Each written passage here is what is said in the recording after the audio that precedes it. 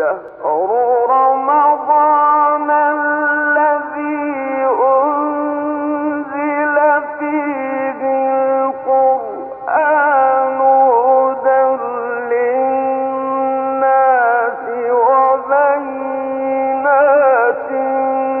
من الهدى والفرقان. بسم الله الرحمن الرحيم. الحمد لله رب العالمين والآقبة للمتقين والصلاة والسلام على سيد الأنبياء والمرسلين سيدنا وإمامنا ونبينا محمد وعلى آله وأصحابه अजमईन अम्मा बाद। आज हमारा तीसरा पारा है अल्हम्दुलिल्लाह। रब्बि शरह ली सदरी वयस्सिर ली अमरी वाहलुल उक़दतम मिन लिसानी यफ़क़हू क़ौली। रब्बि यस्सिर वला तुअस्सिर वतम्मिम बिल खैर। रब्बि यस्सिर वला तुअस्सिर वतम्मिम बिल खैर। Rabbi ज़िदनी इल्मा rabbi ज़िदनी इल्मा rabbi ज़िदनी इल्मा।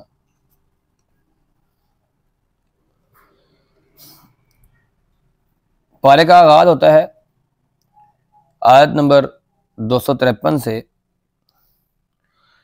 तिलका रुसुल फद्दलना बअदहुम अला बअदिन मिनहुम मन कल्लमल्लाहु व रफ़अ बअदहुम दरजात। पारे के शुरू के अंदर अंबिया के मरातब का तज़किरा किया गया है और हर एक को दूसरे से एक अलग फजीलत दी गई है। अल्लाह ने दोनों सबको अलग अलग से फजीलतें दी हैं और इन रसूलों के ज़रिए अल्लाह रब्बुल इज़्ज़त ने जो इल्म लोगों को दिया है उस इल्म की वजह से जब इल्म लोगों के पास मिला, लोगों के अंदर इल्म आ गया, फिर लोगों के अंदर इख्तलाफात शुरू हुए। इख्तलाफात से बढ़कर जब बात लड़ाइयों तक पहुंची तो अल्लाह रब्बुल इज़्ज़त इसकी जो वजह बयान करते हैं, वजह ये नहीं है कि अगर अल्लाह ताला ने चाहा है कि ये लड़ें, बल्कि वजह ये होती है कि लोग बाद में अंबिया की सरताबी करना शुरू कर देते हैं, लोग कुफर करते हैं, लोग बगावत करते हैं। इस वजह से ज़मीन पर फसाद बपा होता है। और ऐसा नहीं है कि अल्लाह रब्बुल इज़्ज़त की कोई बेबसी थी और अगर अल्लाह ताला चाहता तो किसी की मजाल न थी कि कोई भी अंबिया की खिलाफ वर्जी कर सकता या कोई भी अल्लाह की शरीयत की नाफरमानी कर सकता। अल्लाह रब्बुल इज़्ज़त किसी को ईमान लाने के लिए मजबूर नहीं करता। क्यों? कुरान के अंदर आता है ला इकराह फिद्दीन क़द तबय्यना रुश्दु मिनल गयy फमन यकफुर बित्तागूत व युमिन बिल्लाहि फ़क़द इस्तमसक बिल उर्वतिल वुस्क़ा ला इंफ़िसाम लहा वल्लाहु समीउन अलीम। कि दीन के अंदर कोई सख्ती नहीं है। अब यहाँ पर एक बहुत बड़ी मिसकंसेप्शन हम रखते हैं कि जी दीन के अंदर कोई सख्ती नहीं है। जनाब ये दीन कबूल करवाने के अंदर है कि दीन कबूल करवाने के अंदर कोई सख्ती नहीं है। अल्लाह ने कह दिया क़द तबय्यना रुश्दु मिनल गयy। अल्लाह रब्बुल इज़्ज़त ने अंधेरों से और गुमराही की ज़लालत से अल्लाह रब्बुल इज़्ज़त ने अलग कर दिया है, बिल्कुल अलग कर दिया है। दीन को बता दिया है, वाज़े कर दिया है कि ये दीन है, ये सीधा रास्ता है। अब जिसने उस सीधे रास्ते को पकड़ना है तो उसने कुफर का इनकार करना है, तागूत का इनकार करना है, अल्लाह पर ईमान लाना है। अल्लाह कहता है जो शख्स ईमान ले आता है वो उसने गोया एक मजबूत रस्सी को थाम लिया, उर्वतुल वुस्का को पकड़ लिया उसने। लन फिसाम लहा, अब वो फिसलेगा नहीं, अब वो फिसलेगा नहीं। वल्लाहु समीउन अलीम, अल्लाह ताला सुनने वाला भी है, अल्लाह ताला जानने वाला भी है।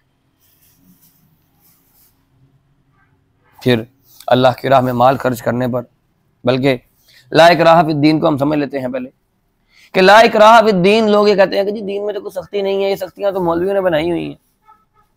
जो हुदूद और क़ुयूद अल्लाह रब्बुल इज़्ज़त ने दिए हैं, जो मामलात अल्लाह रब्बुल इज़्ज़त ने इस दीन के साथ, इस शरीयत के साथ उतारे हैं, अगर दीन के अंदर कोई सख्ती नहीं है तो शराब पीने वाले को कोड़े क्यों मारे गए? जिना करने वाले को कोड़े क्यों मारे गए? शादीशुदा जानी को रजम क्यों किया गया? चोर का हाथ काटने की सजा क्यों दी गई? जिहाद को फर्ज करके काफिरों की गर्दनें क्यों उतारी गई? दीन के अंदर अपने अहकाम और अपने जो हदूद और क़यूद हैं उनके अंदर बिल्कुल सख्ती है। कोई शख्स जिना करता है, जानी है, उसे रोका जाएगा, उसे समझाया जाएगा, टोका जाएगा। कोई शख्स चोरी करने वाला है, उसको समझाया जाएगा, वरना चोरी करने के बाद उसको सजा मिलेगी। हमारे यहां अपनी मर्जी का दीन अखज़ करने को समझते हैं कि दीन आसान है। दीन एक नेचुरल दीन है, इसलिए आसान है। कोई चीज ऐसी नहीं है जो नेचर के साथ हो और इस दीन के अंदर शामिल ना हो, ऐसा मुमकिन नहीं है। यह है दीन की आसानी। ये आसानी नहीं है कि आप शुतरे बेमुहार की तरह जहां जिसका जो दिल करे वो करे, एक खुले सांड की तरह जैसे मर्जी फहाशी और उरियानी और अयाशी करे, ऐसा नहीं है। हाँ, बाज़ोरे बाजू, बाज़ोरे कुव्वत किसी को रोकने से हमें इसका हुक्म नहीं दिया गया। हमें ईमान के 3 मरातिब दे दिए गए। नंबर 1, कोई बुराई होती है उसे अपने हाथ से रोकें।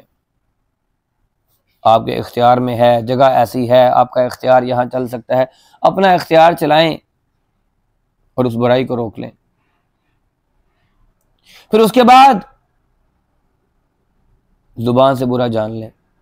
ठीक है, आप हाथ वहां नहीं चला सकते, आपकी कुव्वत नहीं है, ओके, अब आप क्या करें? जुबान से उस लोगों की इस्लाह करें कि ये चीज बुराई है, ये दुरुस्त नहीं है। और फिर ऐसी जगह भी नहीं है कि वहां पर जुबान से ही बात की जा सके, तो फिर क्या किया जाए? कम से कम ईमान का दर्जा यह है कि अपने दिल के अंदर ही उसे बुरा जान लिया जाए।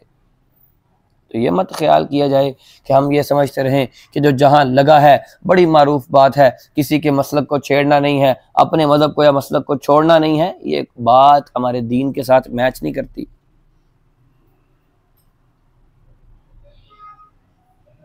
अल्लाह रब्बुल इज्जत ने इंसानों को खुली राह दी है, इनको सीधे रास्ते पर चलाने के लिए अंबियाए किराम को मबऊस कर दिया, उनको किताबें अता फरमा दी, वो आए, उन्होंने लोगों की हिदायत और रहनुमाई के लिए वो बेहतरीन नमूना बनकर इस मुआशरे के अंदर चले। और मोहम्मद करीम सल्लल्लाहु अलैहि वसल्लम इस दुनिया के अंदर अल्लाह रब्बुल इज्जत की तरफ से भेजे गए। वो आखिरी रसूल हैं, आखिरी नबी हैं कि जिनके बाद कोई नबी किसी मानी, किसी मतलब के अंदर नहीं आना। कोई अपने आप को जिल्ली नबी कहे, कोई अपने आप को उम्मती नबी कहे, वो अपने आप को जैसा मर्जी नबी कह ले, जैसा मर्जी रसूल कह ले, हम उसको नहीं मानते। हम उसको झूठा, मक्कार, फरेबी, 420 और ड्रामेबाज और बेगैरत ही कहेंगे।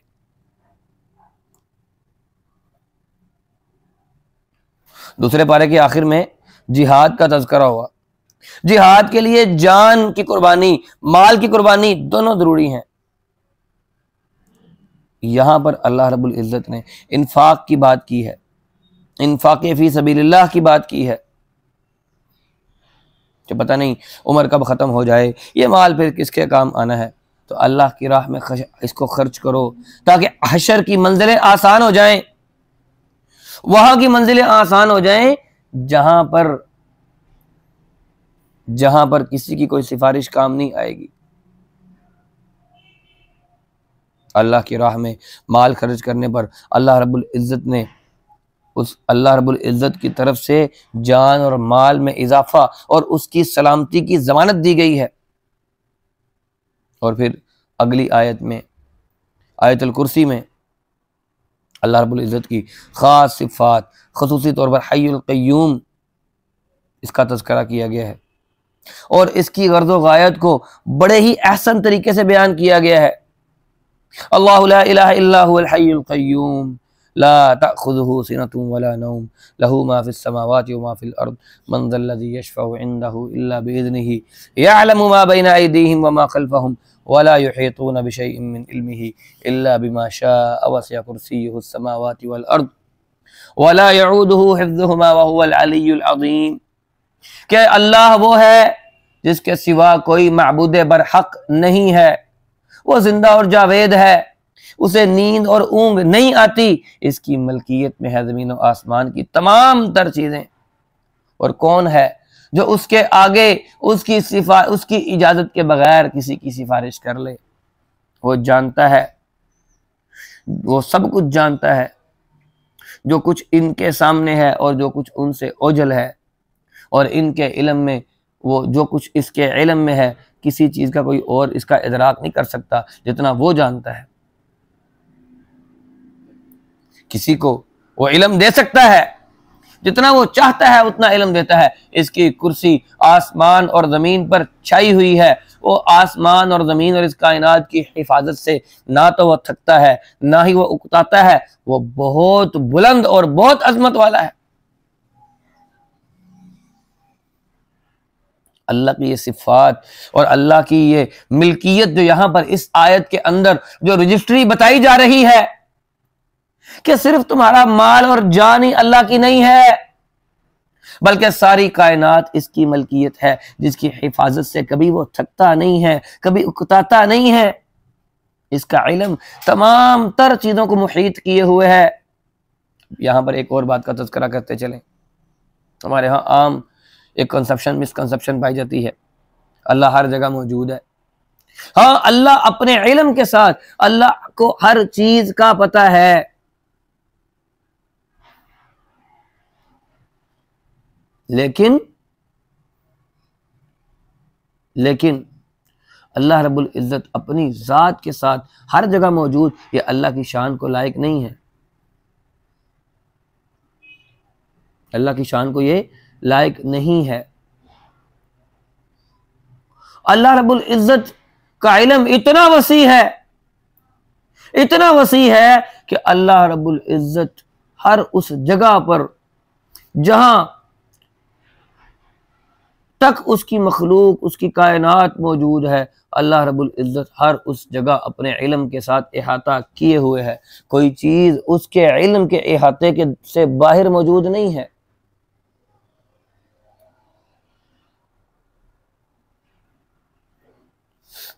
और फिर क़यामत के दिन वो अल्लाह जो मालिकुल मुल्क है, उसके सामने कोई किसी की सिफारिश नहीं कर सकेगा।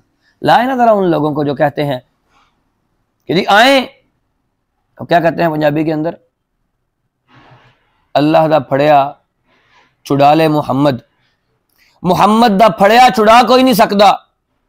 कि मोहम्मद करीम सल्लल्लाहु अलैहि वसल्लम अगर किसी को पकड़ लें तो कोई छुड़ा नहीं सकता, अल्लाह ताला से मोहम्मद करीम छुड़ा लेंगे। अल्लाह कहता है मन ज़ल्लज़ी यशफ़उ इंदहु इल्ला बिइज़्निही, मेरे हुक्म के बगैर किसकी मजाल के मेरे आगे खड़ा होकर किसी की सिफारिश कर ले।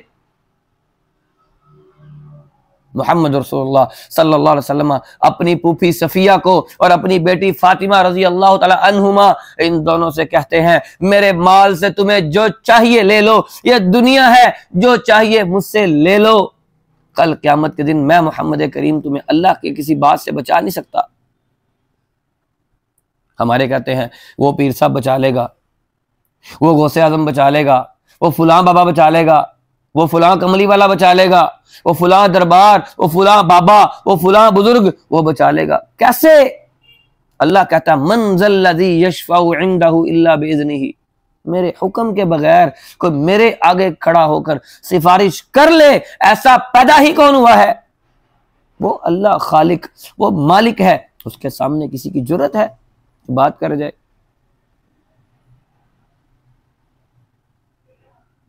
फिर लोग सवाल करते हैं अल्लाह की सिफात के बारे में, इसकी कुर्सी कैसी है? इसकी कुर्सी कैसी है? जैसे उसकी शान को लायक है। सिफात के अंदर अहले सुन्नत वल जमात का ये मौक़िफ़ है, ये अकीदा है कि सिफात के अंदर तावील करना नाजायज है। अल्लाह ने कहा कुर्सी, हमने कहा कुर्सी। अल्लाह ने कहा अर्श, हमने कहा अर्श। अर्श इस्तवा, अल्लाह अर्श पर मुस्तवी है। अलल अर्श इस्तवा, अल्लाह अर्श पर मुस्तवी है। जैसे अल्लाह की शान को लायक है। कुरान के अंदर अल्लाह के चेहरे का जिक्र है, कुरान के अंदर अल्लाह के हाथ का जिक्र है, कुरान के अंदर अल्लाह के पिंडली का जिक्र है, कुरान के अंदर अल्लाह के वजूद का तज़किरा है। हम इन अल्फाज का कोई और तर्जुमा नहीं करते। जैसे अल्लाह की शान को लायक है, वैसे उसका चेहरा, वैसे उसका हाथ, वैसी उसकी पिंडली। अला मा काना यलीकु बिजलालिही, जैसे उसकी शान को लायक है वैसे ही है। तो आयतुल कुर्सी बड़ी अजीम आयत है, बड़ी अजीम आयत। ये अल्लाह रब्बुल इज्जत की तौहीद के बाब में आखिरी और फैसला कुन आयत है। इसकी बहुत फजीलत है और सबसे बड़ी फजीलत यह है कि जो शख्स हर फर्ज नमाज के बाद आयतुल कुर्सी पढ़ता है, मरने के बाद सीधा जन्नत में जाएगा। सुनन निसाई कुबरा की हदीस है, 9848 इसका नंबर है।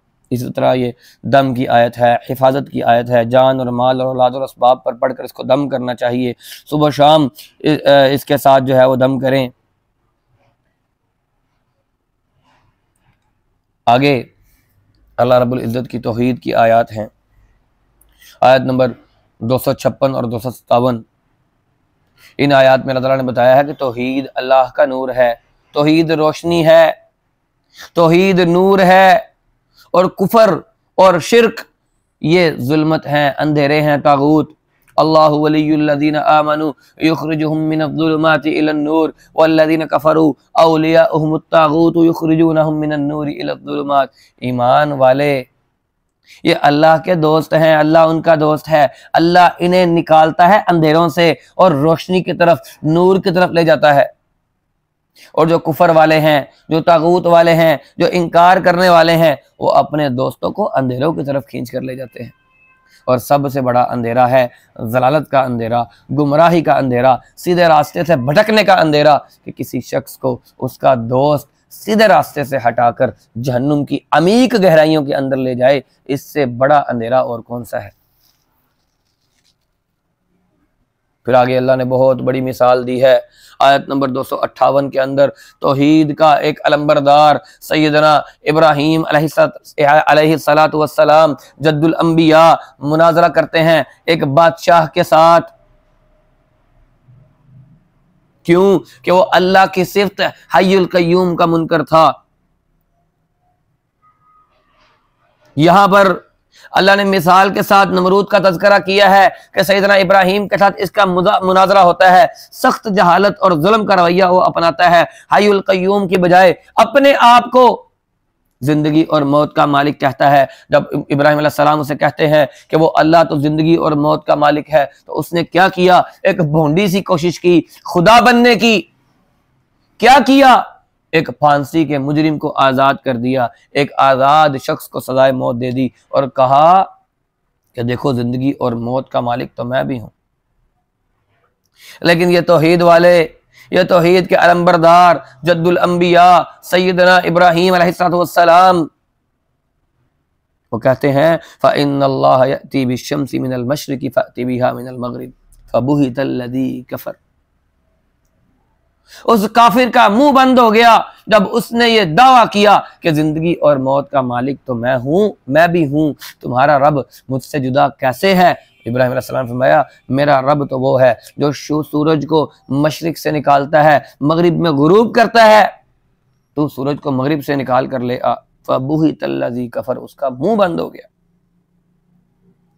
फिर आगे आयत नंबर 259 और 60 के अंदर जिंदगी का तज़किरा है, मौत के बाद की जिंदगी,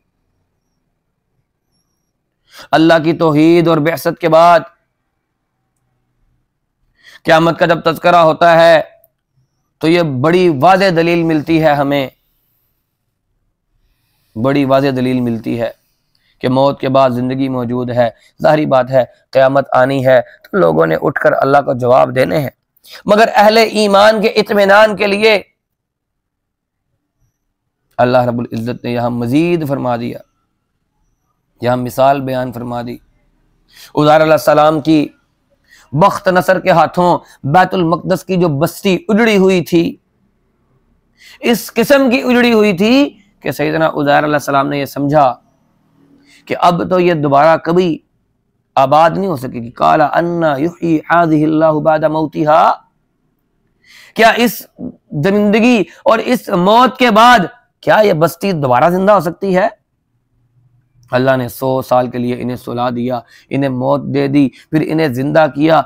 और अल्लाह की कुदरत देखें, उसका खाना तो बिल्कुल ताज़ा मौजूद था, लेकिन वो क्योंकि उस खाने पर उस वक्त का असर नहीं अल्लाह ने पड़ने दिया, लेकिन उनका जो गधा था वो उसकी हड्डियां घुल चुकी थीं, हड्डियों का भी सुरमा बन चुका था। अल्लाह ने उन हड्डियों को जोड़ा, उनके ऊपर गोश्त चढ़ा दिया और उन्हें दोबारा जिंदा कर दिया और ये मिसाल बयान कर दी। और जब उठे तो बस्ती पूरी आबाद थी और ये बता दिया कि अल्लाह जब चाहे जिसको चाहे जिस तरह चाहे जिंदा कर देता है।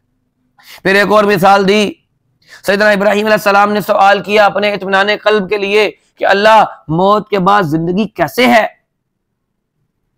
अल्लाह ने फरमाया 4 परिंदों ले आओ।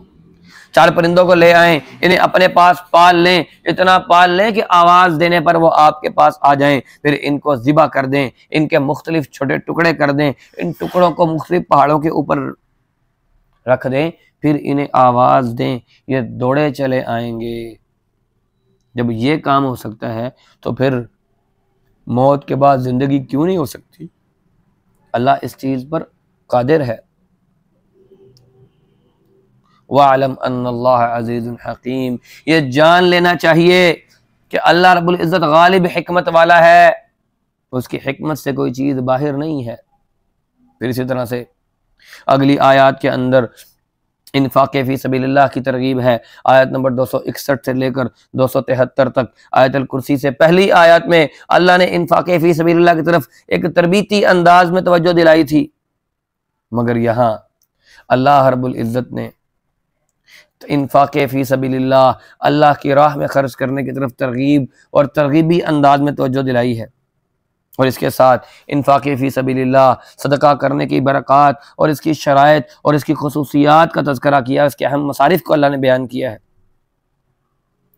कि अल्लाह यहाँ पर मिसाल दे रहा है, कमसली हब्बतिन अंबतत सबअ सनाबिल फ़ी कुल्लि सुंबुलतिन मियतु हब्बा, कि जब अल्लाह की राह में खर्च करते हो तो समझ लो एक खैर का तुमने पौधा लगा दिया है, इस पौधे से एक बाली निकलेगी और एक बाली जो है वो 100 दानों की तरह होगी, तो इस 100 दानों की होगी। तो इसी तरह से कारे खैर का से सैकड़ों लोग मुस्तफीद होते हैं, कई नस्लों तक ये खैर पहुंचती है। और अगर ये भी शराइत बता दी कि अगर देने के लिए कुछ नहीं है तो फिर मांगने वाले को बुरा भला ना कहो, अच्छे तरीके से लौटा दो। अगर कुछ दिया है, कोई नेकी कर दी है तो एहसान ना जतलाओ, एहसान ना जतलाओ, वरना उसका फायदा नहीं होगा। अगर तुमने एहसान दिलाना है तो उससे बेहतर है कि अच्छे तरीके से जवाब दे दो। क़ौलुम मअरूफ़ुम व मग़फ़िरतुन ख़ैरुम मिन सदक़तिन यतबउहा अज़न, अच्छी बात कह देना, अल्लाह भला करे कह देना, ये बेहतर है उस सदक़े से कि जिसके पीछे तुमने बातें सुनानी है अगले बंदे को। और फिर ये सदका और खैरात करना, इसमें रियाकारी नहीं होनी चाहिए। रियाकारी वो आग है जो नेकी के हरे भरे दरख्तों को राख बना देती है। और फिर अल्लाह की राह में उम्दा माल खर्च करो। अल्लाह खुद भी सबसे ऊंचा है, नफीस और तैयब है, इसलिए अल्लाह नफीस और तैयब माल को ही पसंद करता है। और सदकात की एक किस्म उशर भी है जो ज़मीन की पैदावार पर लागू होती है, इसमें से भी घटिया घटिया माल निकाल कर अल्लाह की राह में नहीं देना चाहिए। पाक और साफ और अच्छा माल अल्लाह की राह में देना चाहिए। अल्लाह ताला कहता है या अय्युहल्लज़ीना आमनू अनफ़िक़ू मिनत तय्यिबाति मा कसबतुम व मिम्मा अख़रजना लकुम मिनल अर्ज़ि वला तयम्ममुल ख़बीसा मिन्हु तुनफ़िक़ूना व लस्तुम बिआख़िज़ीह। ईमान वालो, अल्लाह की राह में तैयब माल, पाकीज़ा माल खर्च किया करो। अल्लाह ने तुम्हारे लिए इसको ज़मीन से निकाल दिया है। और फिर सदकात और ज़कात की दफ़ा ये शैतान बड़ा तंग करता है। फ़कीर हो जाओगे, माल ख़त्म हो जाएगा, जेब से माल निकाल लोगे, कल कला कोई घर में मसला पड़ गया, कोई इमरजेंसी आ गई तो क्या करोगे? अल्लाह कहता है अश्शैतानु यइदुकुमुल फ़क़्र व यअमुरुकुम बिल फ़हशा वल्लाहु यइदुकुम मग़फ़िरतम मिन्हु व फ़ज़ला। ये शैतान तुम्हें डराता है फ़क्र से और तुम्हें फहाशी का गुनाह का हुक्म देता है। अल्लाह रब्बुल इज़्ज़त तुमसे मग़फ़िरत का वादा करता है और तुम पर अपने फजल का वादा करता है। तुम अल्लाह की राह में खर्च करोगे, शैतान तुम्हें डराएगा, अल्लाह तुम पर फजल कर देगा, तुम खर्च तो करो। और फिर अल्लाह कहता है जो कुछ तुम जिस नीयत के साथ अल्लाह की राह में खर्च करते हो अल्लाह को सब पता है। और फिर एक और बात, सदका छुपा कर या जाहिर तौर पर दोनों तरह दिया जा सकता है।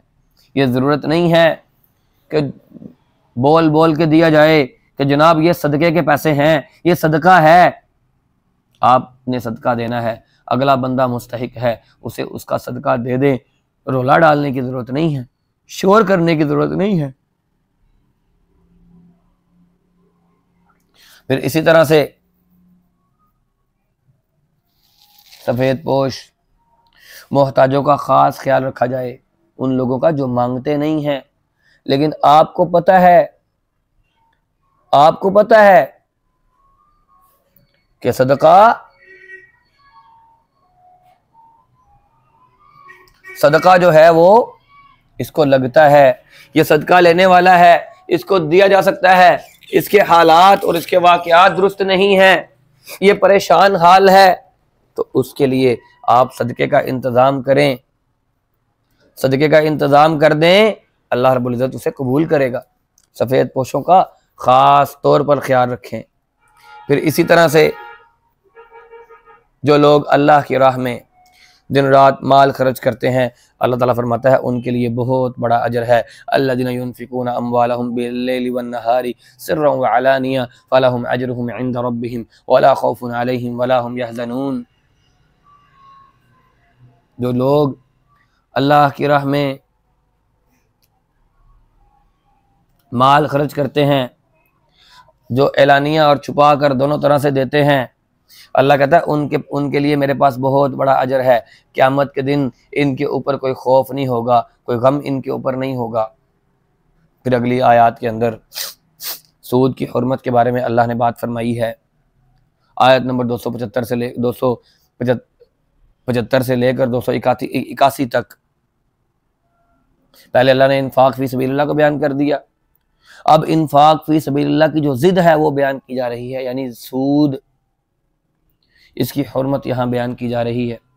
क्योंकि इन्फाक फी सबीलिल्लाह, सिला रहमी, नरम दिली, ईमान और एहतसाब, अल्लाह से अजर की उम्मीद, इंसानियत की खैर भलाई, इंसानियत की फलाह का जज्बा इससे पैदा होता है। जबकि सूद की वजह से कता रहमी, संग दिली, कुफर और शिकाक, ये दुनियादारी, दुनिया के माल से मोहब्बत, और फिर मोहब्बत ही नहीं बल्कि जान लेवा किस्म की मोहब्बत, और इसे समेटना, गिन गिन कर जोड़ना, बेलिहाजी करना, खूंखारी करना, ये सब सूद के साथ मुंसलिक है। सूद खोर माल की हवस में और फिर अपने जो मकरूज लोग होते हैं उनके खून का आखिरी कतरा तक निचोड़ लेने की फिक्र में होते हैं कि बस मेरा माल मुझे मिल जाए, ये मरता है मरे।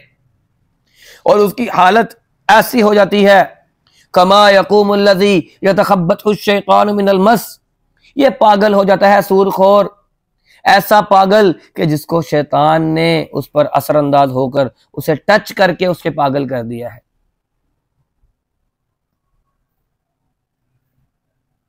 लिहाजा ईमान वालो, तुम सूद के लेन देन से बच जाओ।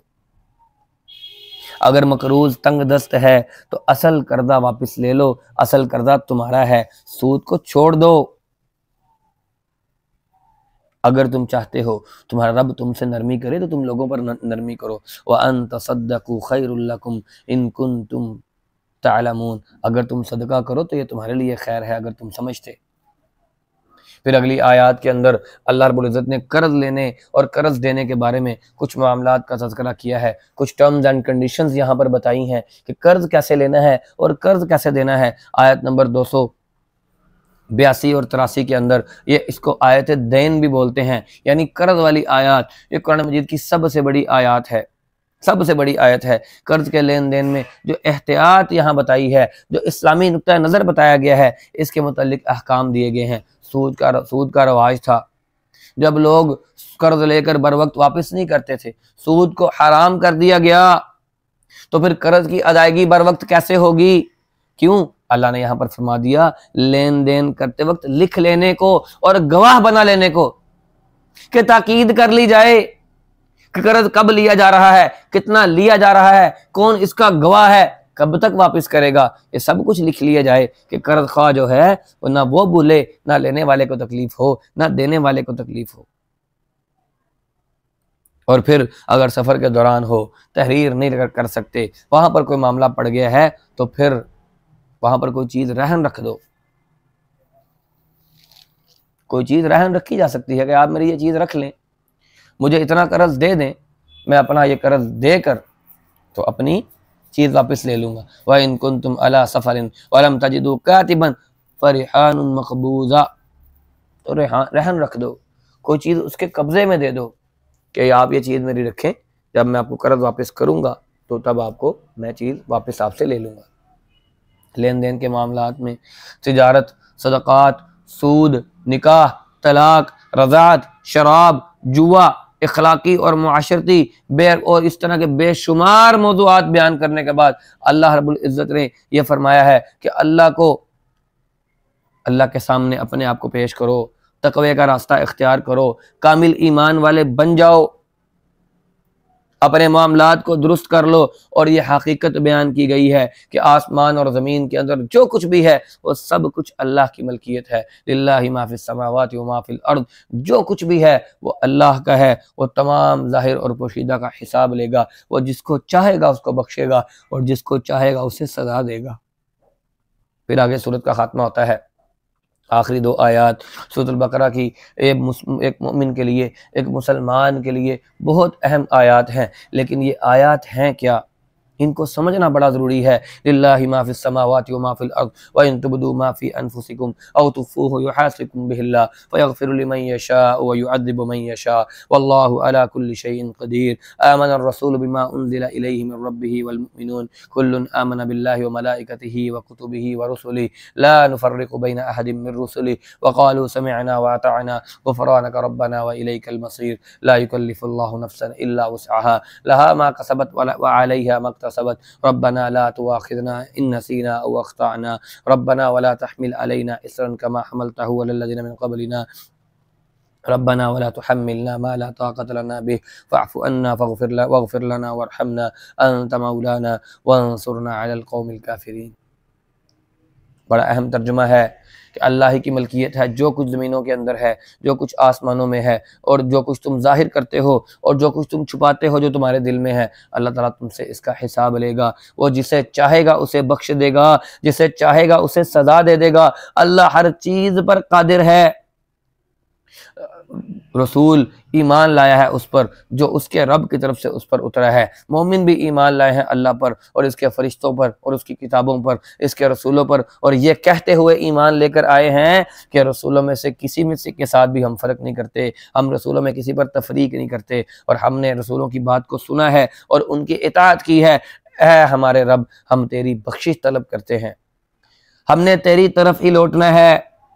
अल्लाह किसी जान को उसकी हैसियत से बढ़कर तकलीफ नहीं देता, और जो कोई भी नेकी करता है इसका फल उसी के लिए है, और जो बुराई करता है इसका वबाल इसी पर है। ए हमारे रब, जो हमसे भूल चूक हो गई है, जो ख़ता हमसे हो गई है, इस पर तू गिरफ्त ना करना। ए हमारे रब, हम पर वो बोझ ना डालना जिसकी हम ताकत नहीं रखते, और हमसे दरगुजर फरमा दे, हमें बख्श दे, हम पर रहम कर दे। तू हमारा मौला है और हमें काफिरों पर गलबा अता फरमा दे। इन अल्फाज पर सूरह बकरा का इख्तिताम होता है कि तमाम रसूलों, उसके तमाम फरिश्तों पर और किताबों पर सिद्क़े दिल से ईमान रखना और गैर मशरूत ईमान लाना, यही सलामती का रास्ता है, यही रसूलुल्लाह और अहले ईमान का रास्ता है। और अपनी कमी और कोताही को अल्लाह से मग़फ़िरत और दरगुज़र की दरख्वास्त करनी चाहिए कि अल्लाह, हमसे ये कमियाँ कोताहियाँ हो गई हैं, हम तेरे बंदे हैं, तो हमें माफ़ कर दे, और कोशिश करके अपने गुनाहों की तौबा करके उन गुनाहों से बाज रहना चाहिए। फिर इसके बाद अहले ईमान की दुआ जिक्र की गई है। वो दुआ करते हैं, रब्बना ला तुआखिज़ना इन नसीना व अख़्ताअना, ए हमारे रब, हमें तुम मुआख़ज़ा ना करना, हमारी गलतियां हैं, हम कोताहियां हैं। ए हमारे रब, हम पर जो जिम्मेदारी तूने डाली है ना, वो जिम्मेदारी जिसको यहूदी और ईसाई संभाल नहीं सके, वो जिम्मेदारी अब इस उम्मत पर डाली जा रही है। तो फिर साथ अल्लाह ने बता भी दिया है कि जो अहकामात तुम पर नाजिल किए गए हैं ना, वो तुम्हारी इस्तिताअत से बढ़कर नहीं है। अल्लाह किसी पर उसकी इस्तिताअत से बढ़कर बोझ नहीं डालता। और फिर अल्लाह रब्बुल इज्जत ने यहाँ पर यह तंबीह भी कर दी है कि अपनी कोताहियों पर अल्लाह से मुआफ़ी मांग लो, अपनी इस्तिताअत से ज़्यादा वो तुम पर बोझ ना डाले, इसके भी अल्लाह से दुआ करो। और फिर जब अल्लाह से दुआएं करोगे तो फिर साथ ये दुआ भी करनी है कि अल्लाह तेरी दुनिया के अंदर रहते हैं, यहाँ पर कुफ़ार भी हैं, अल्लाह तूने हम पर जिहाद को भी फ़र्ज किया हुआ है, अल्लाह उन कुफ़ार के मुकाबले में हमारी मदद फरमा। इन दोनों आयात, इन आयात की, इन जो आखिरी 3 आयात हैं, इनकी बड़ी फजीलत है।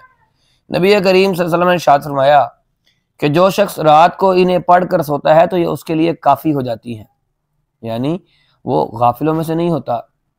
सही बुखारी की हदीस है, 5009 इसका नंबर है। इसी तरह एक और हदीस है, अल्लाह के रसूल ने फरमाया, अल्लाह ताला ने सूरत बकरा की ऐसी 2 आयतों का साथ उसका इख्तिताम किया है जो अर्श के नीचे रखे हुए अल्लाह के ख़जानों में से मुझे अता की गई हैं। तुम खुद भी इसका इल्म, इन कलिमात का इल्म हासिल करो और अहले खाना को भी इनकी तालीम दो, क्योंकि ये कलिमात बाइस रहमत हैं और कुर्ब इलाही का ज़रिया है। मुस्तदरक के हाकिम की हदीस है और 2066 इसका नंबर है। इसी तरह इमाम अलबानी रहमहुल्लाह की जामे के अंदर भी ये मौजूद है, लेकिन इमाम अलबानी रहमहुल्लाह ने इसको ज़ईफ़ कहा है। लेकिन फिर भी ये सही हदीस ये है कि ये इंसान के लिए काफ़ी हो जाती हैं, यानी उसकी ज़रूरियात के लिए, उसकी तंगियों, उसकी परेशानियों के लिए, उसकी तकालीफ़ के लिए ये काफ़ी हो जाती हैं। तो इसलिए आप सबको ये चाहिए और हमें भी ये चाहिए कि हम इसे याद करें और अपने रात के अज़कार के अंदर इसे ज़रूर पढ़ें।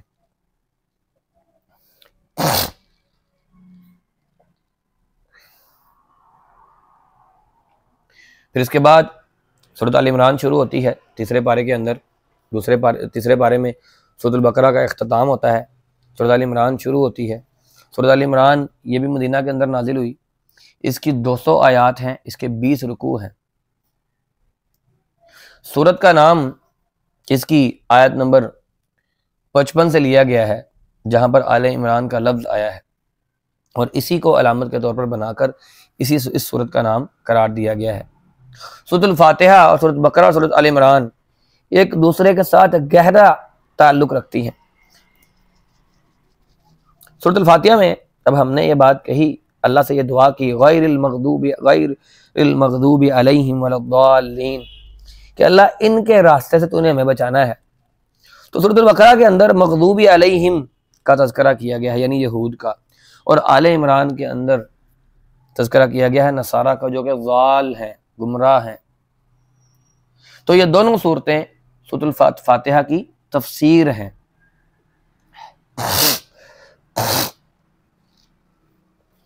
सैयदना आदम अलैहिस्सलाम और सैयदना इब्राहीम अलैहिस्सलाम के ज़माने के लिहाज से सैयदना ईसा अलैहिस्सलाम इनके बाद आए हैं। तो इसलिए सूरत बकरा में पहले जो तज़किरा किया गया है वो इब्राहीम अलैहिस्सलाम की जो उम्मत थी और आगे जो चली बाद में, और ख़ुद को जो इब्राहीम अलैहिस्सलाम का वारिस कहते थे, पहले उनका तज़किरा किया गया है।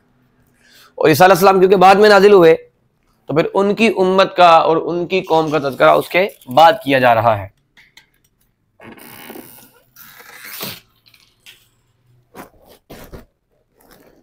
अल्लाहु अकबर। जी, सूरत आल इमरान का ज़माना नज़ूल क्या है? सूरत आल इमरान कब नाजिल हुई? बदर का वाक़या हो चुका था, कुफ़ार को बड़ी इबरतनाक किस्म की शिकस्त मुसलमानों के हाथों मिली थी, और इस पर यहूद ने जलती पर तेल का काम किया, और नतीजा ये हुआ कि 1 साल के अंदर अंदर उन लोगों ने क्या किया कि 3000 का एक लश्कर देकर वो मदीना पर चढ़ दौड़े। मुसलमानों का लश्कर 1000 था, जंग ओहद का वाक़या है।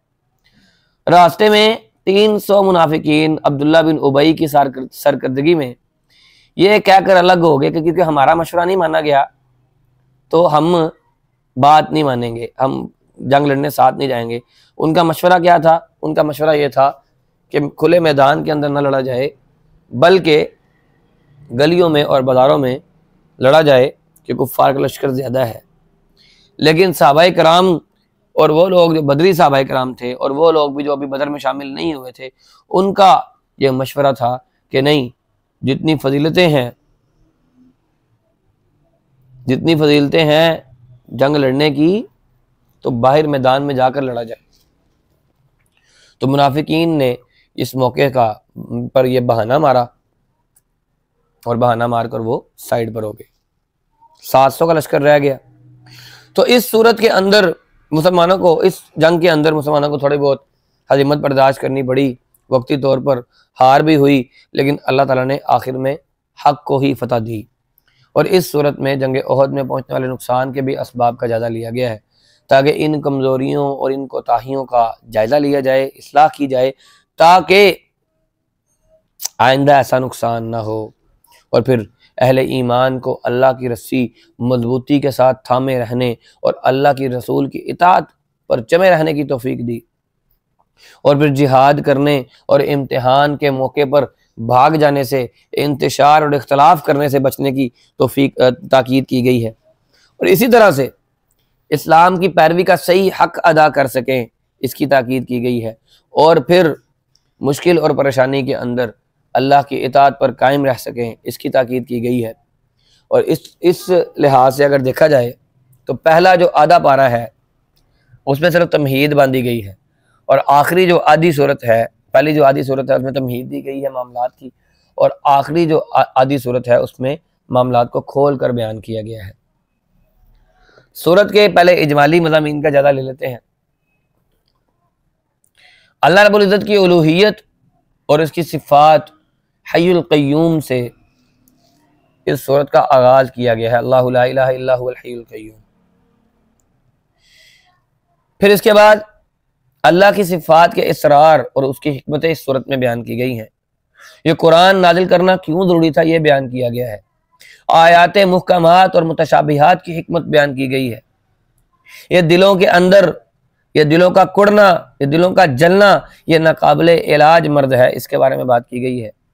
राह हक, असल राह हक की जो रुकावट है वो कुफर है। मुनकरीन को इस सूरत में आदाब की धमकी दी गई है। ग़ज़वा बदर में अल्लाह रब्बुल इज़्ज़त की कुदरत से और करिश्मा साजी से जो अल्लाह ने वहां पर उनको बताई, दिखाई कि देखो अल्लाह की मदद ऐसे आती है, उसका तज़किरा सूरत के अंदर किया गया है। हामिलीन कुरान के किरदार का तज़किरा किया गया है। सब्र और सिदक और खशियत इलाही और इन्फ़ाक़ और अल्लाह रब्बुल इज़्ज़त के लिए इस्तिग़फ़ार की हैसियत बयान की गई है। इस्लाम ही दीन हक है, दीन इलाही है, इसका तज़किरा किया गया है। यहूद पर अंबिया और सुलहा के कत्ल की फ़र्द जुर्म आयद की गई है। यहूद की फितरत है नाफरमानी, ये बयान किया गया है। दुआया अंदाज में इस उम्मत के लिए अज़मत और इज़्ज़त और रिज़्क़ की बशारतें हैं। यहूद और नसारा की मनसब इमामत से माज़ूलियत और इस उम्मत को अमामत का मनसब कायम, अमामत के मनसब पर कायम करने, इसका जिक्र किया गया है। अल्लाह की मोहब्बत सब मोहब्बतों की असल है। मसीह और मरियम और ज़करिया और यहया, इनका वाक़या बयान किया गया है अलैहिमुस्सलाम। हकीकत तौहीद सिरात मुस्तकीम है, ये बयान हुआ है।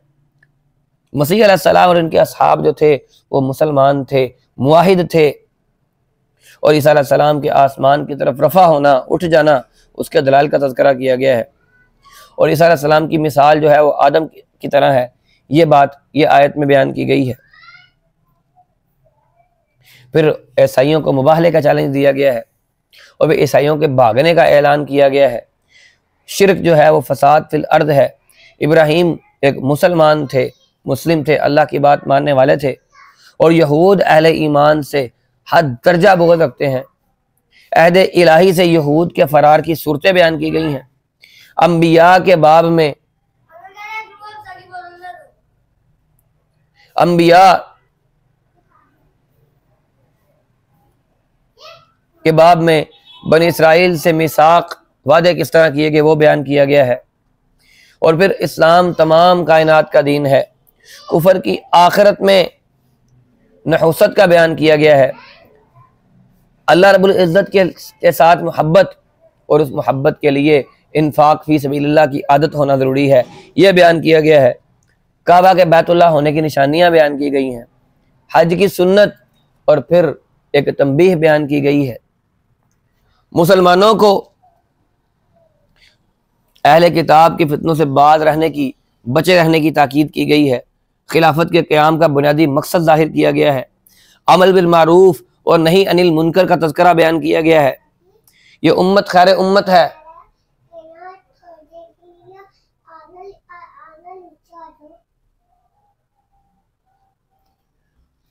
ये उम्मत खैर उम्मत है।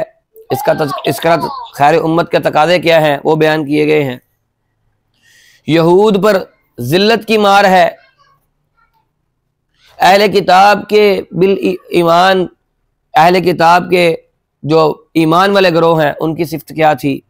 अहले किताब की चालों से होशियार रहने की ज़रूरत पर तलकीन की गई है।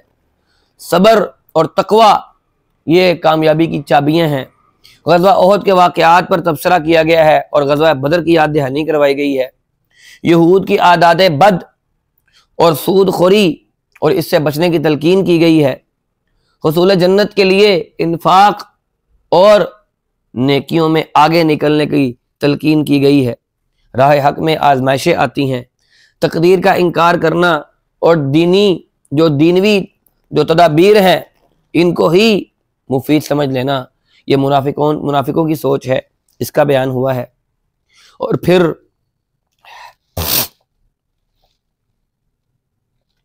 इस्तिकामत और तवक्कल अहले ईमान की सिफ़ात हैं, इनका बयान हुआ है।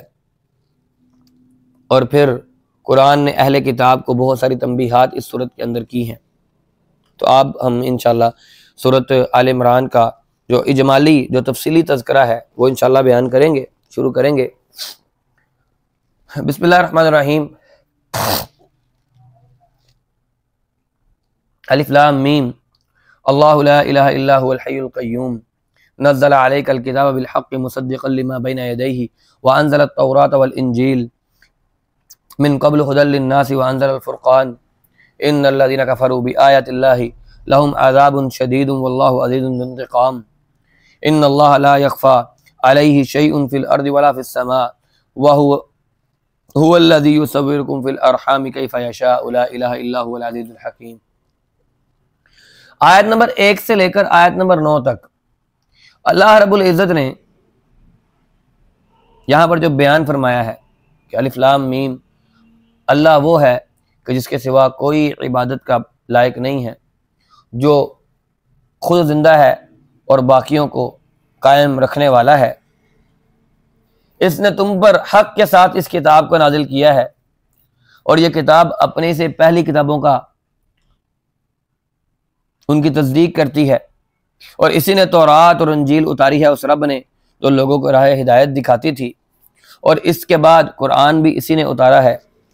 और बेशक अल्लाह ताला की आयतों से कुफर करते हैं जो लोग, इनके लिए सख्त अजाब है। और अल्लाह रब्बुल इज़्ज़त वो गालिब बदला लेने वाला है। यकीनन अल्लाह पर आसमान व ज़मीन की कोई चीज़ छुपी हुई नहीं है, और वही है जो माँ के पेट में तुम्हारी सूरतें बनाता है, जैसे चाहता है वैसे बनाता है, और इसके सिवा कोई माबूद बरहक नहीं है, और वो गालिब हिकमत वाला है।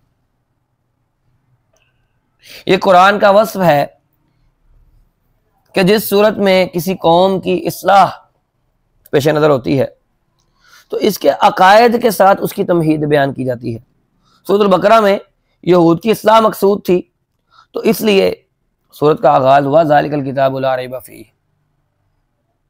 अब ये नसारा तौहीद की बजाय क्योंकि तस्लीस का अकीदा वज़ा कर चुके हैं कि अल्लाह और सईदा मरियम और सैयदना ईसा अलैहिस्सलाम इनको वो खुदा मानते हैं, तो इसलिए इस सूरत में इसका आगाज़ अल्लाहु ला इलाहा इल्ला हुवल हय्युल क़य्यूम कहकर बात शुरू की गई है। और ये भी वाज़ेह फरमाया है कि कुरान नाजिल करने वाली ज़ात तो अल्लाह की है और ये वही ज़ात है जिसने तौरात भी नाजिल की है, जिसने इंजील भी नाजिल की है। तो फिर अल्लाह ताला की उलूहियत और अल्लाह की कुदरत और अल्लाह की इस कायनात की जो सनअतगरी है, इसको वाज़े करते हुए फरमाया है कि वो तो माँ के रहम में भी तुम्हारी तस्वीरें बनाता है और जैसे चाहता है वैसे बनाता है। तो फिर अल्लाह के लिए बेटे का ताल्लुक और अल्लाह के लिए तसलीस जैसे गलीज अकीदे का ताल्लुक, इसका कोई जवाब बाकी रहता ही नहीं है। फिर मुतशाबिह आयात के मुतालिक अल्लाह के बंदों का रवैया क्या होना चाहिए, उसका बयान किया गया है कि कुरान की आयात दो तरह के मज़ामीन पर मुश्तमिल है। एक वो जो इंसानों को मालूम है, मिसाल के तौर पर तारीखी वाक़यात हैं, आफाकी और नफ्सी निशानियाँ हैं, दीनी और अमूमी ज़िंदगी है। और दूसरी आयात उस तरह की हैं जिनका ताल्लुक गैबी उमूर से है, जो इंसान के लिए नाकाबिल इदराक हैं, अल्लाह की सिफ़ात, जन्नत और जहन्नुम। तो पहली किस्म को कुरान में मुहकम और दूसरी किस्म की बातों को मुतशाबिह उसलूब बयान किया गया है, क्योंकि वो इंसानी जहनों और इंसानी इदराक और इंसानी शऊर से बाहर है, इंसान की समझ से बाहर है। लोग इसको समझ नहीं सकते कि मुतशाबिह आयात का मफहूम भी लोग जो है वो मुहकम अंदाज में बयान करने की कोशिश करते हैं। तो ऐसे लोग कभी भी मंजिल नहीं पा सकते। जहां पर अल्लाह की सिफात का तज़किरा हो वहां पर आमन्ना व सदकना कहना चाहिए, क्योंकि चुनाचे लेकिन मेकिन अगर मगर ये उसका सवाल नहीं पैदा होता कोई भी। अहले ईमान की निशानी ये है कि वो आयात मुहकमात हों या आयत मुतशाबिहात हों, हर दोनों तरह की आयात पर वो ईमान लाते हैं। लेकिन जो गुमराह लोग हैं वो मुतशाबिहात में उलझे रहते हैं। तो ईमान वालों को चाहिए कि वो दिलों की कजी से, दिलों के छोटे हो जाने से अल्लाह की पनाह मांगे। रब्बना ला तुज़िग़ क़ुलूबना बअद इज़ हदैतना व हब लना मिन लदुनका रहमा इन्नका अंतल वहाब, कि अल्लाह हमारे दिलों के अंदर कजी पैदा ना होने देना। अगर तूने हमें हिदायत दी है तो हमें हमारी हिदायत पर कायम रहने की तौफीक अता फरमा और हमें अपनी तरफ से हम पर रहमत कर दे। इन्नका अंतल वहाब, अल्लाह तू बड़ा ही अता करने वाला है, तू हमें अता कर दे। फिर आगे आयत नंबर 10 से लेकर आयत नंबर 32 तक अल्लाह ने इस बात की तज़कीर फरमाई है कि जो हक पर होता है वो कभी भी तनहा नहीं होता, कि कुफ़ार और मुनकिरीन हक जो हैं वो इस दुनिया में और आखिरत में अज़ाब के मुस्तहिक हैं, जिस तरह माजी में फ़िरऔन और आले फ़िरऔन थे। और हाल में ये कुफ़ार मक्का ये बदर के अंदर किस तरह जलील हुए, जो तादाद में मोमिनों के मुकाबले में कई ज़्यादा थे, क्योंकि अल्लाह ताला हक वालों की मदद करता है और हक वालों को अल्लाह बेयारो मददगार नहीं छोड़ता। दीन हक फिर सिर्फ इस्लाम है, यहूदियत और ईसाईयत दीन हक नहीं है। और अहले किताब और मक्का वाले इस्लाम ले आए तो ये हिदायत पर आ जाएंगे, वरना इन्हें जो अंबिया और अहले हक के साथ जो ये इन्होंने जुल्म किया है, इसकी पादाश में इन्हें अल्लाह रब्बुल इज़्ज़त की तरफ से शदीद तरीन अज़ाब का सामना करना पड़ेगा। इन्हें इस ज़ुल्म में नहीं रहना चाहिए, इन यहूदियों को और इन ईसाइयों को, कि ये कोई अल्लाह के चहेते हैं। इन्हें जो रसवाई है मिल रही है वो इन्हें रसवाई इनके अमल की वजह से मिल रही है। जैसे इनके अमाल थे वैसे ही इनको उसका बदला मिल रहा है, और इनसे इमामत और नबूवत और हुकूमत छीन कर उम्मत मुस्लिमा को दे दी गई है। तो ये भी इसलिए हुआ है कि इन यहूद के बुरे अमाल की वजह से।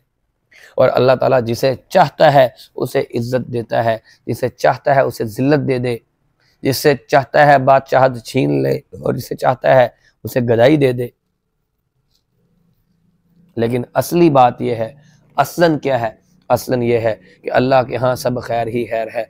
कुलिल्लाहुम्मा मालिकल मुल्कि तु'तिल मुल्का मन तशा व तंज़िउल मुल्का मन तशा व तु'इज़्ज़ु मन तशा व तुज़िल्लु मन तशा बियदिकल खैर इन्नका अला कुल्लि शैइन क़दीर। ए नबी, आप ये कह दीजिए कि अल्लाह ही की बादशाही है, वह जिसे चाहता है हुकूमत देता है, जिसे चाहता है वो इज्जत देता है, जिसे चाहता है उसे जिल्लत दे देता है। व तुइज़्ज़ु मन तशाअ व तुज़िल्लु मन तशाअ, जिसे चाहता है इज़्ज़त के साथ बुलंदियाँ अता कर देता है और जिसे चाहता है ज़लील व ख्वार कर देता है। उसके हाथ में खैर है और वो हर चीज़ पर कादिर है। तो अहले ईमान को ये समझना चाहिए कि वो कुफ़ार के साथ दोस्तियाँ न रखें। अल्लाह ताला तो दिलों की हर बात को जानने वाला है। फिर उस दिन क्या हाल होगा जब हर जान के सामने इसके तमाम तर्जुनामा अमाल है, इसकी जो कारकर्दगी है वो आ जाएगी और वो ख्वाहिश करेगा कि इसकी बुराइयों और इसके दरमियान बहुत दूरी डाल दी जाए। आज मेरी बुराइयां मुझे नजर ना आए। और याद रखो, अल्लाह की मोहब्बत के हसूल का ज़रिया क्या है? अल्लाह की मोहब्बत के हसूल का ज़रिया है अल्लाह के रसूल की इताअत। और अल्लाह के रसूल की इताअत से जो बेपरवाही है वो सिर्फ वही लोग कर सकते हैं जो लोग काफिर हैं। मुसलमान कभी भी हक से बेपरवाही नहीं करता। मुसलमान हक को पकड़ता है, हक की तरफ जाता है। और फिर उसके बाद अगली आयत 33 नंबर से लेकर 54 नंबर आयत तक नसारा की बिदआत की तरदीद की गई है। तमहीद यहाँ तक थी, आयत नंबर 32 तक। अब नसारा की बारी आ गई है कि वो क्या क्या करते हैं, और यही इस सूरत का असल मजमून है। और फिर सैयदना आदम अलैहिस्सलाम, नूह अलैहिस्सलाम और इब्राहीम अलैहिस्सलाम और आले इमरान सल्लल्लाहु व सलामुहु अलैहिम अजमईन, इनका जिक्र हुआ है कि इन लोगों को अल्लाह रब्बुल इज़्ज़त ने दुनिया की इमामत और हिदायत के लिए मुंतखब किया था। और इमामत और नबूवत जो है ये कसबी एजाज़ नहीं है, खुद कमाया नहीं जा सकता, बल्कि ये अल्लाह रब्बुल इज़्ज़त का निगाह इंतखाब है। वो जिससे चाहता है मनसब नबूवत या मनसब इमामत के लिए चुन लेता है। और आले इमरान का ख़ास तौर पर जिक्र सैयदना ईसा अलैहिस्सलाम, उनके जिक्र की तमहीद है। और इस मुबारक ख़ानदान के चश्म चराग और सैयदा मरियम, वो ईसा अलैहिस्सलाम की वालदा थी। और इनका ताल्लुक भी क्योंकि इसी रुश्द व हिदायत के सिलसिला ज़हबिया के साथ था, जिसको अल्लाह रब्बुल इज़्ज़त ने दुनिया की हिदायत के लिए मुंतखब किया था। और इसका मकसद क्या था? नसारा पर यह चीज़ वाज़े कर देना कि इनके बारे में तुम्हारे अक़ायद जो उलूहियत हैं वो माफ़ौक़ुल बशरियत, उनके अक़ायद के बारे में या तस्लीस का अक़ीदा या तस्लीब का अक़ीदा, यह सब कुछ बातिल है। और सैयदा मरियम अलैहिस्सलाम की ज़िंदगी का इब्तिदाई वाक़या पेश करते हुए बताया गया है कि इज़्ज़त वालों को इज़्ज़त मिली और इज़्ज़त अल्लाह वालों को मिलती है। जो इन यहूदियों और ईसाइयों के भी बड़े थे, इज़्ज़त उनको मिली। और फिर इमरान की बीवी ने अल्लाह के लिए अपने बच्चे को वक़फ़ कर दिया। और बच्ची पैदा हुई कौन? बच्ची पैदा हुई मरियम अलैहिस्सलाम। और मरियम अलैहिस्सलाम को अल्लाह ने अपनी ख़ास निशानी के इज़हार के लिए चुना था। वो निहायत पाक दामन थी। अल्लाह ने इन्हें बग़ैर उनके शोहर के उन्हें बेटा अता फरमा दिया। इसी तरह से सैयदा मरियम अलैहिस्सलाम की ये हालत देखी कि बेमौसमे फल उनके पास मौजूद हैं और अल्लाह ने अता किए हैं, तो उनके दिल में ख्वाहिश आई कि मैं भी तो बूढ़ा हूँ, मेरे भी तो औलाद का मौसम गुजर चुका है, मेरी भी तो औलाद नहीं है, मेरी बीवी भी बांझ है, मैं अल्लाह से दुआ कर लेती हूँ। और अल्लाह से दुआ की, ज़करिया अलैहिस्सलाम ने दुआ की, अल्लाह ने उन्हें बुढ़ापे में बेटा अता फरमा दिया और उनकी दुआ कबूल हो गई। अल्लाह की कुदरत से कोई चीज़ बईद नहीं है। और फिर आगे ईसा अलैहिस्सलाम का मुकम्मल वाक़या आया है। और ईसा अलैहिस्सलाम की तालीमात का खुलासा यहाँ पर बयान किया गया है कि सैयदना मसीह अलैहिस्सलाम ने तौरात की जो असल तालीम थी उसे उजागर किया। और तौरात की असल तालीम क्या थी? कि मेरा और तुम्हारा रब एक है, तुम उसकी ही इबादत करो। और यही वो असल बात है जो इस सूरत का खुलासा है, यानी नसारा पर इनकी गुमराहियों को वाज़े करना और यह वाज़े करना कि सैयदना ईसा अलैहिस्सलाम ने अल्लाह रब्बुल इज़्ज़त की उलूहियत की तरफ लोगों को बुलाया है, अपनी तरफ नहीं बुलाया। और ये बात वाज़े हो जाना कि ये लोग जो खुद को ईसाई कहने वाले हैं, तो ये ईसा अलैहिस्सलाम की वजह से नहीं कह रहे, या ईसा अलैहिस्सलाम ईसाई नहीं थे, बड़े पक्के किस्म के मुस्लिम थे। वक़ाल अल हवारियून नहनु अंसारुल्लाह, क़ाल हवारियून नहनु अंसारुल्लाह आमन्ना बिल्लाहि वशहद बिअन्नना मुस्लिमून। सैयदना ईसा अलैहिस्सलाम ने फरमाया है इन्नल्लाह रब्बी व रब्बुकुम फअबुदूहु हाज़ा सिरातुम मुस्तकीम, कि बेशक मेरा और तुम्हारा रब एक है, तुम उसी की इबादत करो और यही सीधा और सच्चा रास्ता है। ईसा अलैहिस्सलाम फरमाते हैं इन्नल्लाह रब्बी व रब्बुकुम फअबुदूहु हाज़ा सिरातुम मुस्तकीम, कि बेशक मेरा और तुम्हारा रब अल्लाह है और तुम उसी की इबादत करो और यही सीधा रास्ता है। मालूम ये होता है कि हमेशा से अकीदा तौहीद को ही सिरात मुस्तकीम कहा गया है। कभी भी किसी भी नबी की तालीमात को आप देख लेंगे तो आपको ये नहीं मिलेगा कि उस नबी की तालीमात में तौहीद के अलावा कोई और चीज़ भी थी। इबादात और बाकी मामलात किसी उम्मत के किस तरह से थे, किसी की नमाज कैसी थी, ये मौजूद बहस नहीं है। अल्लाह रब्बुल इज़्ज़त की मशीयत के मुताबिक जैसे अल्लाह ने जिस उम्मत पर जो चीज़ फ़र्ज की, अल्लाह ने अपनी मर्जी और अपनी मशीयत के मुताबिक कर दी। फिर आगे फलम्मा अहस्सा ईसा मिनहुमुल कुफ्र क़ाल मन अंसारी इलल्लाह क़ाल अल हवारियून नहनु अंसारुल्लाह आमन्ना बिल्लाहि वशहद बिअन्नना मुस्लिमून। जब ईसा अलैहिस्सलाम ने बनी इसराइल के उलमा और फुक़हा और सरदारों के रवैये से ये महसूस कर लिया कि ये लोग ईमान वाले नहीं हैं, ये लोग ईमान कभी भी नहीं लाएंगे, तो उन्होंने अपनी सारी तवज्जो अपने उन गरीब साथियों की तरफ फेर ली जो मालदार तो नहीं थे लेकिन दौलत ईमान से माला माल थे। तो इस मौके पर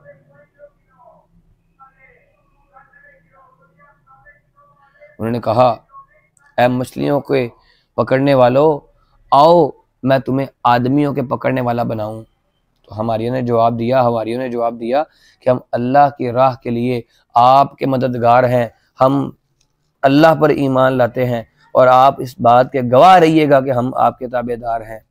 और ऐ हमारे पालने वाले महबूद, हम तेरी उतारी हुई वही पर ईमान लाते हैं और हम तेरे रसूल की इत्तिबा की हमने, बस तू हमें अपने गवाहों में लिख ले। और मालूम यह हुआ कि अंबिया किराम के मानने वाले बिलउमूम गुरबा ही होते हैं। ये दीन गरीबों का दीन होता है, मदारस में गरीबों के बच्चे ही पढ़ते हैं इल्ला माशाअल्लाह। और फिर मसीह अलैहिस्सलाम के ख़िलाफ़ यहूदियों ने एक साजिश की जिसको अल्लाह ने नाकाम कर दिया। आयत नंबर 55 में 55 से लेकर 58 तक उसी का तज़किरा है। ईसा अलैहिस्सलाम को उनके दुश्मनों ने बड़ा ही सताया, आप पर और आपके साथियों पर, कि आप लोगों ने हमारे बुजुर्गों की रिवायात को तोड़ दिया है, हमारे बुजुर्गों की आप लोगों ने तौहीन की है, इसका इल्ज़ाम लगाया ताकि आवाम के जज्बात को भड़काया जाए कि आज भी ऐसा नहीं होता। फिर नंबर 2, अपने मखसूस आदमियों को भेजकर ऐसे ऐसे सवालात किए कि जिनके जवाब पर ईसा अलैहिस्सलाम कोई ऐसी बात करें जिससे वो आपके खिलाफ कुफर और इरताद का फतवा लगाएं। फिर मुल्क पर क्योंकि रूमियों का इक़्तिदार था, इनको भड़काने के लिए मवाद फराहम करने की कोशिश की गई, जिस तरह के खिराज की अदायगी नहीं दी जाएगी, टैक्स नहीं दिया जाएगा। और फिर सवाल और ये भी कि बादशाह होने का दावा कर रहे हैं ये। और फिर आपके जो 12 शागिर्द थे, इनमें से एक मुनाफिक था यहूदा, उसको रिश्वत देकर इस बात पर राज़ी कर लिया कि वो आपकी मुखबरी करवाए और आपको गिरफ्तार करवाए। इस मौका पर अल्लाह रब्बुल इज़्ज़त ने सैयदना ईसा अलैहिस्सलाम को, मसीह अलैहिस्सलाम को तसल्ली दी और इन्हें बहुत सारी खुशखबरियाँ दी और फिर इन्हें ज़िंदा सलामत जिस्मानी हालत में आसमान की तरफ उठा लिया गया और इस तरह इनके ख़िलाफ़ यहूदियों की साजिशों को नाकाम बना दिया गया। और आज पूरी दुनिया के जो ईसाई हैं वो उस सलीब की पूजा करते हैं जिस सलीब पर अपने गुमान के मुताबिक ईसाइयों ने, यहूदियों ने मिलकर ईसा अलैहिस्सलाम को नऊज़ुबिल्लाह मिन ज़ालिक फांसी दी थी। फिर उसके बाद इस बात का अकीदा हमने कैसे बनाना है? तो अहले इस्लाम का ये मुत्तफिका अकीदा है कि ईसा अलैहिस्सलाम कत्ल नहीं किए गए, ना ही इनको सूली पर चढ़ाया गया है, बल्कि वो जिंदा आसमान पर उठाए गए हैं, क्योंकि अल्लाह रब्बुल इज्जत ने कहा है वमा क़तलूहु वमा सलबूहु वलाकिन शुब्बिह लहुम वमा सलबूहु वमा क़तलूहु यकीना बल रफ़अहु अल्लाहु इलैहि व कान अल्लाहु अज़ीज़न हकीमा, कि अल्लाह रब्बुल इज्जत ने इन्हें जिंदा आसमान पर उठा लिया और ये कत्ल नहीं हुए, इनको सूली नहीं चढ़ाया गया। और फिर सही हदीस में आता है कि कुर्बे क़यामत ईसा अलैहिस्सलाम तशरीफ़ लाएंगे, लेकिन एक नबी की हैसियत से नहीं बल्कि एक उम्मती की हैसियत से, नबी करीम सल्लल्लाहु अलैहि वसल्लम का ताबे फरमान बनकर। और फिर आप ईसाइयत के जो तमाम तर इनके अकीदे हैं उनको बर्बाद कर देंगे, खंजीर को कत्ल कर देंगे, सलीब को तोड़ देंगे। और सैयदना ईसा अलैहिस्सलाम से सूरत अल इमरान में अल्लाह रब्बुल इज़्ज़त ने 4 उमूर का वादा किया है। नंबर 1, मैं तुझे पूरा पूरा वापस ले लूँगा। नंबर 2, तुझे अपनी तरफ उठा लूँगा। नंबर 3, जिन लोगों ने तुम्हारा इनकार किया है तुम्हें इनके इस गंदे माहौल से पाक कर दूंगा। और नंबर 4, जो तुम्हारे पैरोकार होंगे इनको क़यामत तक मैं मुनकरीन पर गलबा अता कर दूंगा। ये 4 वादे अल्लाह रब्बुल इज़्ज़त के फजल करम से पूरे हुए और दुश्मनों की तदबीरें नाकाम हो गईं। वमकरू वमकरल्लाह वल्लाहु खैरुल माकिरीन, कि उन्होंने मकर किया लेकिन अल्लाह की जो तदबीरें हैं,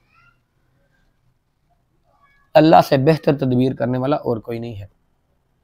फिर उसके बाद आयत नंबर 59 और 60 के अंदर ईसाइयों के एक और अकीदे की तरदीद की जा रही है कि ईसाई ईसा अलैहिस्सलाम के बगैर वालिद के पैदा होने की वजह से उन्हें अल्लाह का बेटा कहते हैं।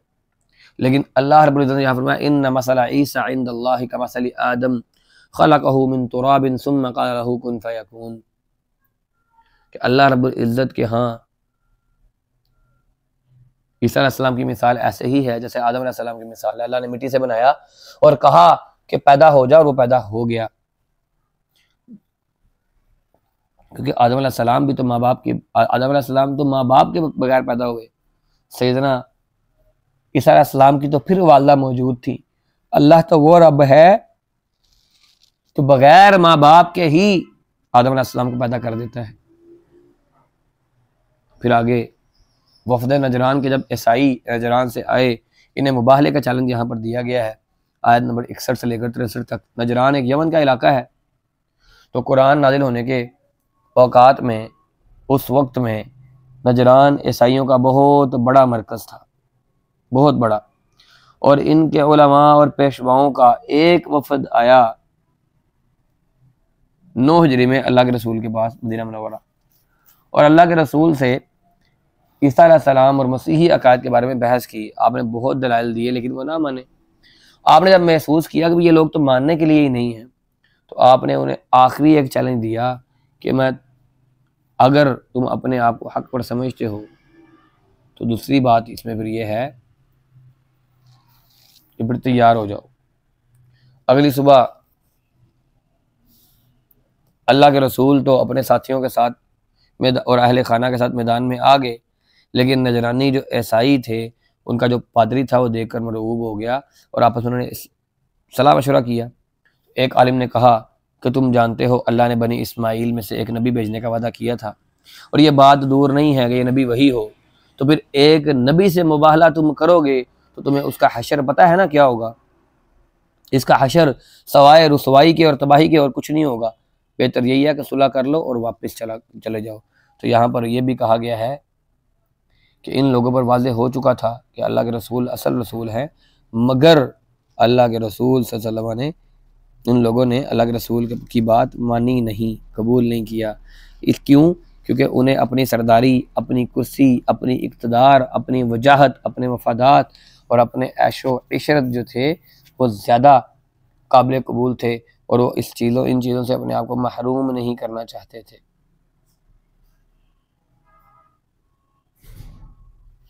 फिर इसी तरह से अगली आयत में आयत नंबर 64 से लेकर 71 तक सैयदना इब्राहीम अलैहिस्सलाम की तरह सैयदना मसीह और तमाम अम्बिया या मुसलमान थे। इस बात का जिक्र अल्लाह ने यहाँ पर किया है कि सैयदना मसीह जिस बात की दावत देने के लिए आए और बाकी जिन अम्बिया ने जिस बात की दावत दी,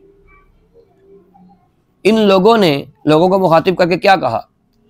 इनको तौहीद और इस्लाम की दावत दी, और तौहीद ही असल दीन है, और यही तमाम तर जो मज़ाहिब हैं उनके दरमियान एक मुश्तरक चीज़ है। और अम्बिया जो साबिक गुजरे हैं इनकी तालीमात भी तौहीद की थी, और तौहीद ये है कि अल्लाह को एक माना जाए और सिर्फ उसी की इबादत की जाए, और इसके साथ किसी को किसी तरह से शरीक ना ठहराया जाए। और तौहीद की ये भी एक तालीम है कि जब अपनी खालिस सूरत में सिर्फ और सिर्फ जो तौहीद है ये इस्लाम और कुरान के अंदर महफूज है, दूसरे तमाम मज़ाहिब के अंदर इसको बदल दिया गया है। और फिर मुशरिकीन मक्का अपने आप को इब्राहिमी या हनीफ़ी कहा करते थे, तो इसी तरह से यहूद और ईसाई भी अपने मज़हब को तारीख़ी और सैयदना इब्राहीम अलैहिस्सलाम से जोड़ते थे। अल्लाह सुब्हानहू व तआला ने ये बयान फरमाते हुए फरमाया कि जब इन सब का ये दावा झूठा है, क्योंकि तौरात और इंजील इब्राहीम अलैहिस्सलाम के काफ़ी अरसे बाद नाजिल हुई हैं। वमा उनज़िलत तौरातु वल इंजीलु मिन बादिही अफला ताक़िलून। फिर इसके बाद जब एक चीज़ नाजिल ही इब्राहीम अलैहिस्सलाम के बाद हुई है, तो फिर वो इब्राहीम अलैहिस्सलाम उस ईसाइयत के पैरोकार कैसे हो गए? और फिर अल्लाह रब्बुल इज़्ज़त ने यहाँ पर इब्राहीम अलैहिस्सलाम की तारीफ़ बयान की है, इन्ना अव्वलन नास बि इब्राहीम लल्लज़ीना तबअूहु व हाज़ा नबिय्यु वल्लज़ीना आमनू। कि इब्राहीम अलैहिस्सलाम से निस्बत रखने की अगर कोई बात है ना, तो सबसे ज़्यादा हक़ अगर किसी को है तो उन लोगों को है जिन्होंने इन नबी की पैरवी की है। और अब ये नबी और इसके मानने वाले इस निस्बत और इस हक़ के ज़्यादा हकदार हैं। और फिर मुसलमानों को तंबीह की है कि अहले किताब के फितनों से बच के रहो। अब सारी कोशिश ये है कि तुम्हें सिरात मुस्तकीम से ये लोग हटा दें और उल्टे रास्ते की तरफ तुम लोगों को चला दें। फिर इसके बाद अहले किताब की बदआमालियों की मजम्मत की गई है। आयत नंबर 72 से लेकर 80 तक कि पहले तो अल्लाह ताला ने अहले किताब की जो एतकादी गुमराहियाँ थी उनका जवाब दिया। यहाँ इनकी बदअमलियाँ, बदफेलियाँ और साजिशों का तज़किरा किया जा रहा है, और मकसद ये है कि ये लोग तुम्हें अपने दीन से निकालना चाहते हैं, और इससे ये इन लोगों का जो गहरा एक गज़ब है, गुस्सा है, बुग़्ज़ है, हसद है, इसका पता चलता है कि जो बनी इसराइल के अंदर बनु इस्माइल के लिए था, और वो इन्हें इस किताब और इस शरीयत का हामिल होने की वजह से इन्हें दुरुस्त नहीं समझते थे। क्योंकि यहूद में इनके अंदर अरसा दराज तक नबी चलते रहे, नबी के बाद नबी इनके अंदर आते रहे, तो ये इस ज़ौम के अंदर मुब्तला हो गए कि वही हक पर हैं और वो अल्लाह के चहीते हैं, और हमारे हमसे जो बाहिर है, जो हमारे इस यहूदियत के गरोह से बाहिर है, वो गुमराह है, वो हिदायत वाला नहीं है। तो अल्लाह सुब्हानहू व तआला ने यह फरमाया है कि अपने दीन की नुमाइंदगी के लिए अल्लाह ताला कबूल करता है, और अल्लाह की खुसूसी रहमत है, अल्लाह जिसको भी कबूल कर ले। और इसका फ़ैसला जो है वो ग्रोह की बुनियाद पर नहीं होता कि ईसाइयों में करना है या यहूदियों में करना है। अल्लाह जिसको चाहता है, जो उसके काबिल होता है, अल्लाह ताला उसके बारे में ये मामला फरमा देता है। फिर उसके बाद जो लोग आसमानी किताबों में तारीफ़ात करते हैं, तहरीफ कर देते हैं, और फिर इन किताबों को अंबिया की तरफ थोपते हैं, तो उनके बारे में यहाँ पर तंबीह की गई है। और यह भी बताया गया है कि नबी या रसूलों ने लोगों को अल्लाह की तरफ बुलाया है, उन्हें अपनी तरफ कभी दावत नहीं दी। वो हमेशा हमेशा अल्लाह की तरफ ही उन लोगों ने लोगों को दावत दी है। और फिर आगे इस पारे का आखिरी हिस्सा है कि नबूवत मुहम्मदी पर अंबियाए किराम से पुख्ता वादा लिया गया है। आयत नंबर 71 से लेकर 91 तक अगर हम देखते हैं, वइज़ अख़ज़ल्लाहु मीसाक़न नबिय्यीन लमा आतैतुकुम मिन किताबिन व हिकमतिन सुम्मा जाअकुम रसूलुम मुसद्दिक़ुन लिमा मअकुम ला तु'मिनुन्ना बिही व ला तंसुरुन्नहु। जो कि जिस इस्माइली नबी पर ये यहूदी ईमान लाना अपनी शान के खिलाफ समझते थे कि ये बनु इस्माइल में से आ गया है, इनकी नबूवत पर तो हर नबी से अहद लिया गया है और इससे मुराद अमूमी अहद लिया जाएगा कि हम तो कह सकते हैं इस अहद ही का नतीजा था कि नबी मुकर्रम ने अपनी उम्मत को बाद में आने वाले तमाम तर नबियों ने अल्लाह के रसूल के आने की खबर दी अपनी उम्मत को कि मोहम्मद सल्लल्लाहु अलैहि वसल्लम आएंगे, और फिर उनका साथ देने की हिदायत की। और अक्सर यहाँ पर कुछ मुफस्सिरीन कहते हैं कि ये अहद सब अंबियाए किराम से था, आलम अरवाह में लिया गया था कि जब अल्लाह के रसूल ज़ाहिर हों तो इन सब को अपनी नबूवत से दस्तबरदार होकर इन्हीं की फरमाबरदारी करनी है। और बाद मुफस्सिरीन का कहना है कि मीसाकुन नबिय्यीन में वो जो इजाफत आई है वो फाइल की तरफ नहीं बल्कि मफऊल की तरफ है। मतलब ये है कि अंबिया से मीसाक लिया गया है, बल्कि ये मतलब ये नहीं है कि अंबिया से मीसाक लिया गया है, बल्कि मतलब ये है कि अंबिया के बारे में बनी इसराइल से ये अहद लिया गया है कि चूँकि बनी इसराइल ही किताबों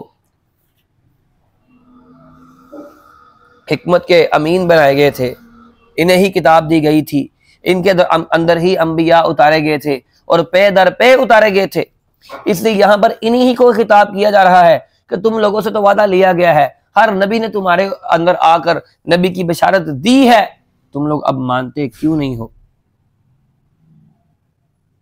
और फिर इस अहद का तज़किरा अल्लाह ने कुरान में मुख्तलिफ मुकामात पर किया है। सूरत माइदा के अंदर हुआ है, सूरत एराफ के अंदर हुआ है। अब इन अहले किताब का इस रसूल के साथ ये रवैया इख्तियार करना ये बिला जवाज है और उस वादे की खिलाफ वर्जी है जो तुम्हारे अंबिया से लिया गया था। हालांकि वो रसूल अल्लाह के दीन के सिवा किसी और दीन के तालिब और दाई नहीं थे। इस्लाम का क्या मायनी है? अल्लाह ताला की फर्माबरदारी करना। जब इसी की फर्माबरदारी और इसी की फर्माबरदारी ज़मीन और आसमान की हर चीज़ करती है, वलाहु अस्लम मन फिस समावाति वल अर्दि तौअन व करहन, तुम चाहो या ना चाहो ज़मीन और आसमान की हर चीज़ अल्लाह ही के सामने सर झुकाती है और अल्लाह ही जो है वो हर चीज़ पर कादिर है। फिर उसके बाद इस्लाम और ईमान के तकाज़े बयान किए गए हैं। खुद लफ्ज़ों के अंदर यहाँ पर बता दिया गया है कि इस्लाम का तकाज़ा ये है कि अल्लाह पर ईमान लाया जाए, नबी करीम सल्लल्लाहु अलैहि वसल्लम पर जो वही आई है उस पर ईमान लाया जाए। ये उसी तरह से है जैसे पहले इब्राहीम अलैहिस्सलाम और इस्माईल अलैहिस्सलाम पर आई थी और इनकी औलाद पर नाजिल हुई थी, जो इन यहूद व नसारा के बड़े हैं, जिनको ये अपना अकाबर मानते हैं। किसी ने किसी एक नबी में फ़र्क डालना जायज़ नहीं है कि जी ये क्योंकि बाद में आए हैं तो हम इन्हें सबक नहीं सुनाएंगे, ये क्योंकि बाद में आए हैं इनका जो लेवल है वो हमारे वाला नहीं है। ऐसा नहीं है।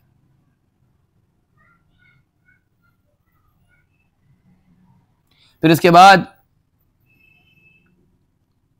किसी एक नबी में फ़र्क डालना ये दुरुस्त नहीं है। इस जलीलुल कदर और आखिरी नबी का इनकार करना ये कितना संगीन जुर्म है कि तुम समझ नहीं सकते। और नबी करीम सल्लल्लाहु अलैहि वसल्लम की नबूवत की दावत वो दावत ही ऐसी है कि जिसके सिवा हर कोई मजहब वो अल्लाह के यहाँ कबूलियत इख्तियार नहीं कर सकता। वमन यत्तबि गैर इस्लामी दीनन फलन युक़बल मिन्हु, अल्लाह कहता है इस्लाम के अलावा मैंने किसी और दीन को कबूल नहीं करना, बल्कि ये जो दुनिया और आखिरत की लानत के हकदार हैं वो लोग जो इस्लाम की दावत को कबूल नहीं करते। और ईमान सबसे बड़ी मता है, सबसे बड़ा ख़जाना है, सबसे बड़ी छुपी हुई आदत है ईमान। आयत नंबर 91 के अंदर ईमान की अहमियत को बयान करते हुए अल्लाह ने फरमाया है कि ईमान इतनी कीमती मता है कि जब कुफार क़यामत के दिन फंस जाएंगे और तो क्या कहेंगे कि अगर सारी